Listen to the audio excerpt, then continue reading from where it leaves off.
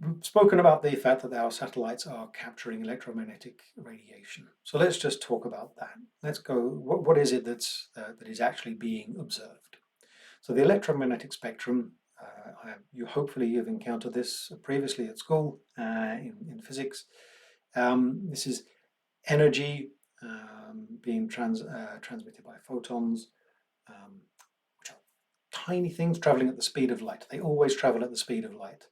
The speed of light itself may actually vary depending on the medium the photons are traveling through, but in a vacuum we have the standard speed of light, above which nothing can travel faster.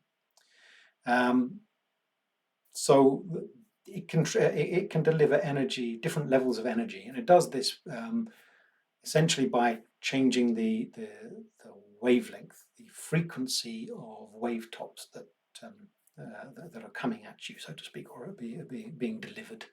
And here we have increasing frequency along the top and increasing wavelength going that way along the bottom. So longer wavelength, lower energy, lower frequency. High frequency, short wavelength, high energy. So here we have gamma rays and X-rays. This is high energy stuff. We don't want this reaching us. Luckily, a lot of this is blocked out by the atmosphere. UV as well is largely blocked out, not entirely. And then we have this tiny bit here. This is the visible spectrum. This is the light that we can see. And then slightly lower energies than visible light, we have the infrared light. And then we can go down to the microwave area. So there's even longer wavelength, lower energy, and we end up in the radio waves and long wave radio down here.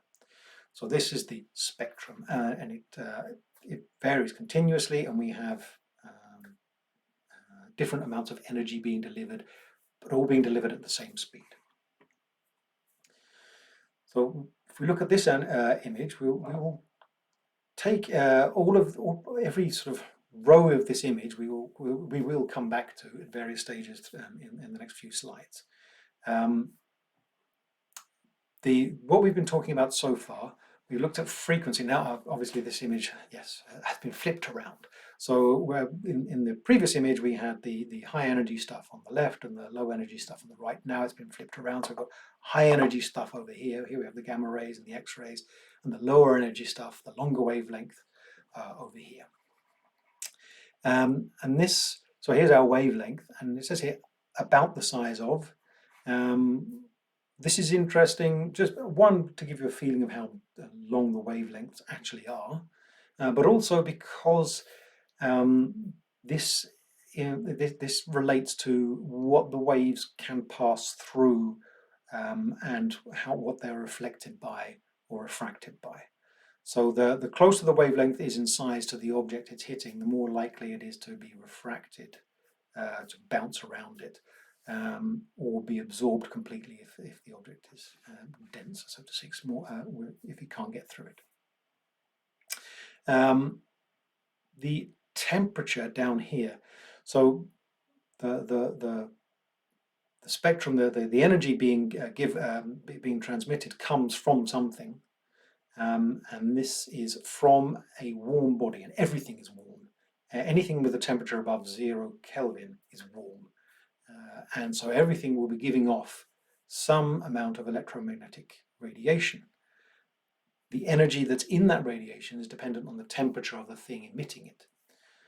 So the warmer something is, the higher the energy of the photons, that are being given off.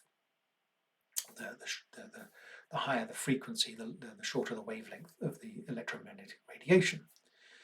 We will look at this soon, and then the last of these rows that we can consider here is penetrates Earth's atmosphere.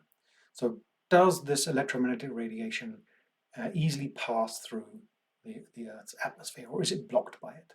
And as we can see here, these are blocked, thankfully, for us.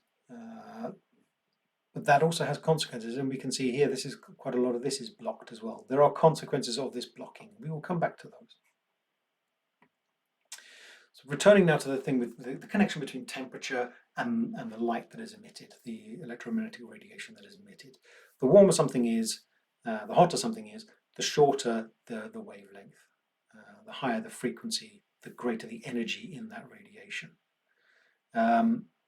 So that the sun is emitting light at a maximum. It's emitting light in a range of frequencies, at pretty much all frequencies. But because it has a particular temperature, the peak at which the greatest amount of energy that it's emitting via the electromagnetic radiation is in the visible spectrum because of its temperature.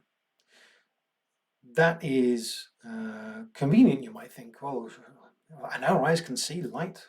Well, they can see light because they've evolved to see the most of what's around. I mean, there would be no point in evolving eyes that could see down here. Everything would be dark all the time. There's all of this radiation, all of this light to be seen here. So our eyes are sensitive to the visible spectrum because that's where the information is. So that's why we can see the light. It's not there's no divine plan here. It's just a sensible thing for our eyes to have evolved to see. But that light has to pass through the atmosphere. So the amount of light coming in, this grey line is a kind of theoretical definition of what light the sun should be able to emit, where its peak should be, and then we're getting what light actually arrives there. You've got variations in temperature, nothing's ever perfect like that. The amount of light that's actually reaching the top of the atmosphere coming from the sun, and then it has to pass through the atmosphere, and we can see here that it doesn't match. There is some light lost. It's being lost for a couple of reasons.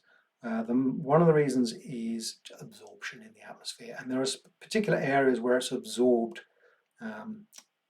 more than in others. So we have ozone down here, which absorbs quite strongly down here. We've got oxygen in a couple of places. We've got oxygen there. We've got water. And the water in the atmosphere absorbs light at these particular frequencies or wavelengths, as it's illustrated here. So the water in the atmosphere is absorbing this light of these wavelengths, and it's also absorbing it here. The CO2 is absorbing it, which is important. And so we're getting the absorption of the light by the atmosphere. Whereas here, this is our visible spectrum. You can see that there's not very much doing. There are none of these huge gaps in the light coming through. There's nothing strongly absorbing in the visible.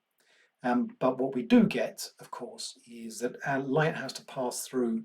The farther light has to travel, the weaker it becomes, regardless of whether that's through the atmosphere or in a vacuum.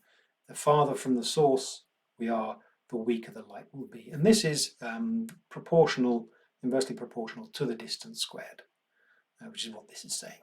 But just, it's fairly obvious. The farther away you are from the light source, the dimmer it is. This is something you should be familiar with, that if you were to go and pick up a light bulb that's on, obviously, and hold it up to your eye, it would probably hurt and burn.